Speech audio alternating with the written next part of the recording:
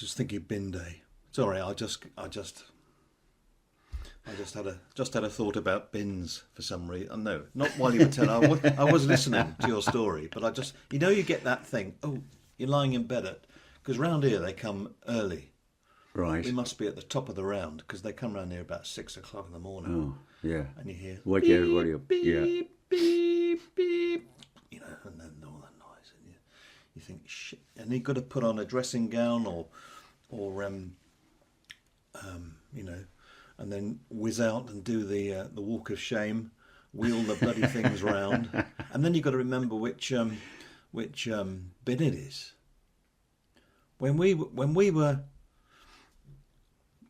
teenagers, we had one galvanised bin. Yeah. Yeah. Yeah. Yeah. Which was emptied once a week, and it was full. Yeah.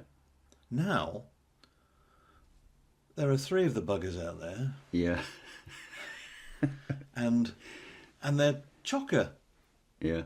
And you've got a black one for your rubbish, and then you've got a green one for recyclables, and then you've got a green one for your garden waste. Yeah. And the one I call the silly bin, which is a little stupid one, which you put your veggies. All the food. Yeah. Yeah. Yeah. Food waste, but that goes into the compost. Right. Anyway, so that's not a problem.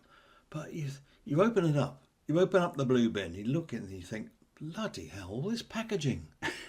Yeah. Yeah. There was a lot of packaging. Yeah. And it's you can get inside these things and they're deep and big, and you think how much stuff Yeah. is packaging. Yeah. You just go to the greengrocers and you get a half a pound of carrots, and they used to put it in a paper bag, and they used to do that magic twirly thing. Yeah, that's right. Yeah. Yeah. Yeah. That magic twirly thing with the paper bag, and give it to that, and that was it. And the paper bag just went down to nothing, and the bottom normally fell out as you were walking through the door searching for your keys. Yeah. And but no, this is waste. Yeah. I don't know. How long have we been going on about this waste on packaging? Years. Yeah. And it's not changed. I mean, you go and buy, say, a little toy lorry or something for your grandchild or something, and okay, you've got it there, but it's in a plastic thing, mould, stuck in there. Yeah. That is in something else, and the whole thing then is boxed. It is. Why? It's not necessary, surely. Not all that packaging. No. And when you look at the cost of it, it's the cost of all those bits and pieces of plastic and cardboard and so on, plus all the printing. We don't need that. All we want to buy is the bloody car. Well, that's like a banana, isn't it? Banana comes in a self-contained, wonderful zip open thing, and then that's it. And when you've got the recycling, say you're out somewhere, and if you're filming in offices or something, and you see, because they're quite tight on all there, you've got dry waste, food waste, plastic, paper, cardboard, plutonium, and you think, and then you've got something which isn't any of, a broken mug, and you think, which one of these does it go in? Yeah, it's true, isn't it? I'll stick it in the plutonium one. That'll get my laugh when I get to the recycling centre. I want to tell you something else about bins. Have you ever got your bin out first, but you put the wrong colour out to see how many follow? There's a term for that. Oh, is there? Yeah. What? You're called a binfluencer.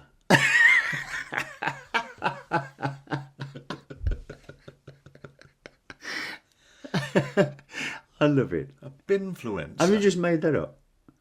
No, I heard I bet it. you have. Yeah, no, I heard it somewhere. A binfluencer. Yeah, that's appropriate. You can write that down if you like. Oh, yeah, I've got a pen. Never mind.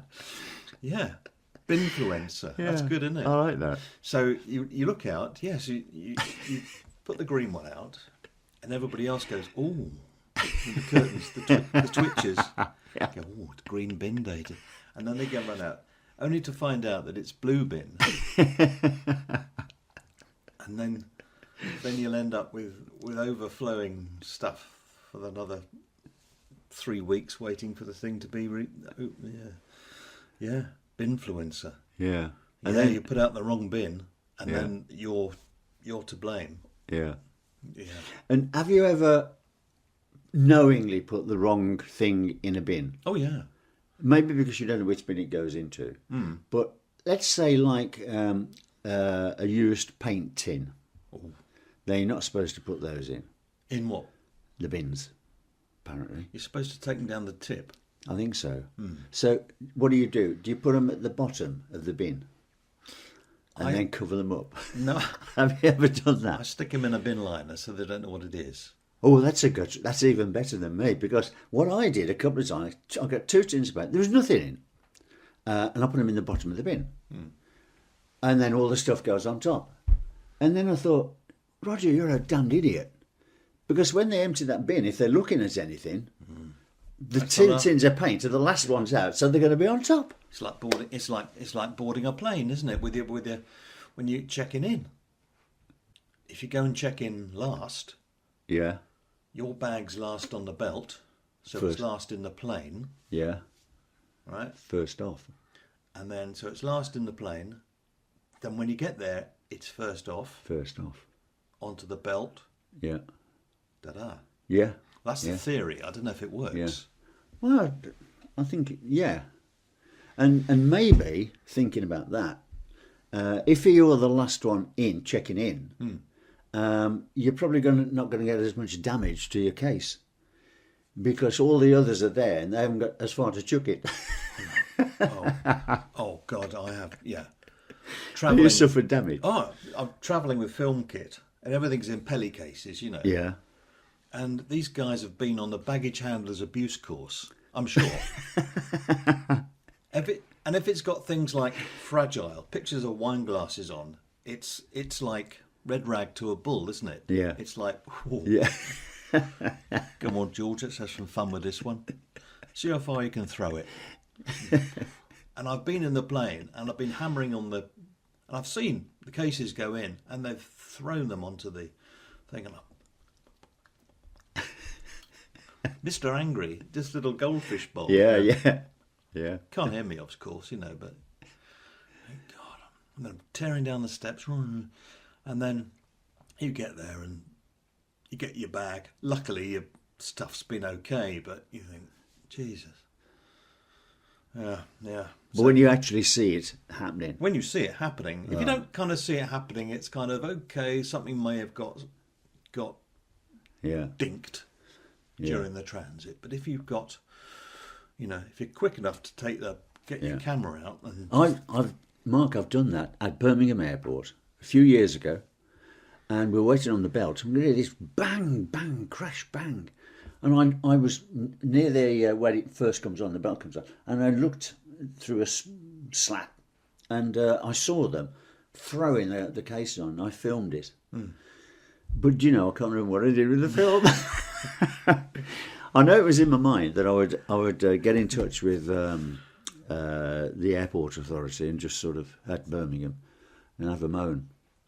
But then I thought, well, no, I don't moan, so don't start now. So were you flying steerage? Were you flying freight or cabbage class, or were you did you turn left into the plane? No, right. That means I get a seat. Have you turned left before? That's to the not into the cockpit, but into the first class area. Or have you I've flown first class. Nice, isn't it? Yeah, I was upgraded. Yeah. Oh. What did you do? Well, I don't know. It's really not. It's not like the lavish first class that you see sometimes, where they've got, really a lounge, haven't they? Lounge. And they sit there in these huge chairs, and they can lie down and all that sort of stuff. Emirates, I think, do it, don't they? Yeah. Airlines like that. No, I've never flown like that. Could never afford to. Yeah. It's just a fortune, isn't it? Yeah. I flew over to New York, and with the rest of the crew, and I got to check in, and got to the desk, and they said, "No, it's that desk there." Okay. Now this other desk had a red carpet and a vase of flowers. It's a bit like going, do you go NHS or do you go private? Right, yeah. The only difference is, it's the same doctors. The Yeah. only difference is you get a vase of flowers and a bit of a carpet. So just checking in. Like, okay. Yeah. Have you read the list, all that kind of stuff? Just the one bag? Yeah, just the one bag. Okay, that's fine. Da, da, da, da. And here's your ticket. And I looked at it, and I'd been upgraded to first. I said, is this right? Oh, yeah, that's right. Oh, okay, thank you.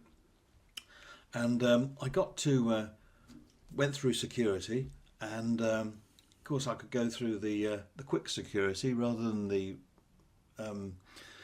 standing there with the grape unwashed, and as my father would say, going through the. And I got to the rest of the crew, and they said, "Oh, we know what seat you're in," because they were like, Yeah. if you're lucky enough to sit next to somebody, or unlucky enough to sit next to somebody. And I said, "No, I'm in first." And so, "How'd you do that?" I said, "Oh, I have no idea. They've upgraded me for some reason. No idea." And they kind of went, "Okay," and it got snubbed. And I thought, shall I feel bad about this? No. How often did this happen? Not often. True. Once, Yeah. In a lifetime. I'm going to Yeah. go with it. Yeah. So I boarded the plane, and I turned left. Greeting me was like four stewardesses, and a fella which I can only describe as looking like a Paul Burrell, Diana's butler. Yeah. He was so closely shaved, it was glowing. Right. You know, you could have used his cheek to do your own shaving. Not the reflect. You know, it just looked so. He was immaculately groomed. Yeah. And he said, "Would you like some slippers, sir? Sir? Would you like some slippers?" "Oh, yes, thank you. And he showed me to the seat and... "Would you like a drink, sir?" "Oh, yeah, I'll..." And I thought, I'm in first here. "Can I have a gin and tonic, please?" He said, "Certainly, sir." And he shuffled away, and then everybody else is sort of presumably in steerage, putting all their trying to shoehorn the things in the overhead thing, complaining about this baby's crying and all that kind of stuff. Knees And under the I chin. was sitting there with da, da, da, da, da, da, da, da, ya, da, da, da, da, da, da, da, in my ears. And he said, "Would you like another drink, sir?" I said, "Oh, that's very kind of you, thank you." And I said, "Could you possibly send some champagne back to my colleagues?" And he kind of gave me that look, that sort of... "Certainly, sir. We'll do that. Yeah." And so there's a bottle of champers went back, and apparently, God, but you got a right reaction. apparently this Paul Burrell steward appeared at the producer. "Compliments of Mr. Ewart in first class."